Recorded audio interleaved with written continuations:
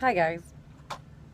When it rains, it pours. And I saw Julie peeking out back there, but we had a little bit of an issue with our sink, so it's broken right now.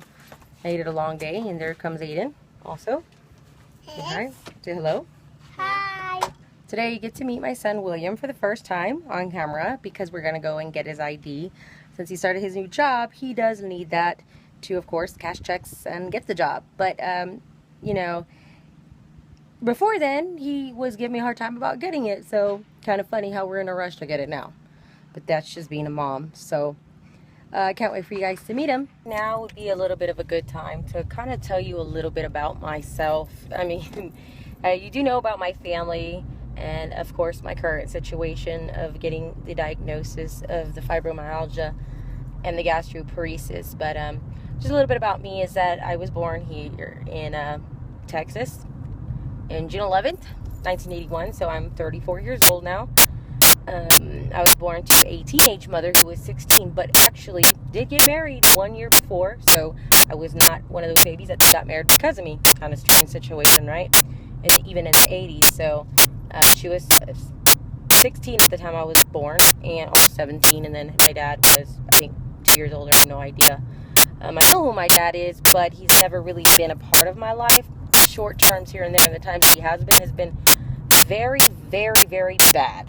So we'll get to those things. But most of the bad things that have happened to me have been because, or during the times that I did get to be in his life. Let's see. I kind of went down that same path. I had a wonderful grandmother that raised me with my grandfather until he passed away when I was 4.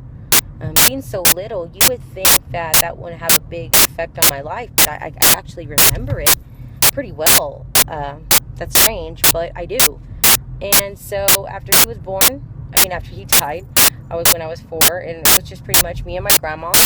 My mom did come around, but she kind of did her own thing and party lifestyle, and then, my brother and sister came along, and of course went on to be with family until some other things happened there. But so my brother was born when I was 8, and then my sister was born when I was 12, and I pretty much think of them as my kids. I pretty much raised them myself before I even had my son. I got pregnant, of course, following that lovely footsteps of my mother, and decided to have a baby at 16, and I was 17 when he was born. And that's you're about to meet William. I was an honor student, straight A's, even though some bad stuff happened to me. But I was always looking for more, for love, for acceptance. My aunts helped my grandmother to raise me, so I had plenty of that from there. It was just not the same as having a mother and a father. It never is. So, that's one of the biggest reasons why I fought so hard, even though I had my addiction, to get my kids back, and go and get help.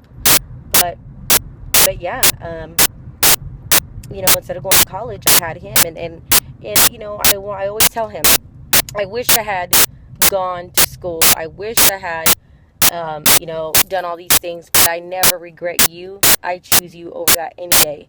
And I do mean that with all my heart. It's been very hard. I don't want him to have that struggle as well, and he's been very smart about that. But at the same time, I'll never regret that. So that's just a little bit, and a little bit more. But that's just kind of my beginning. So thanks for listening.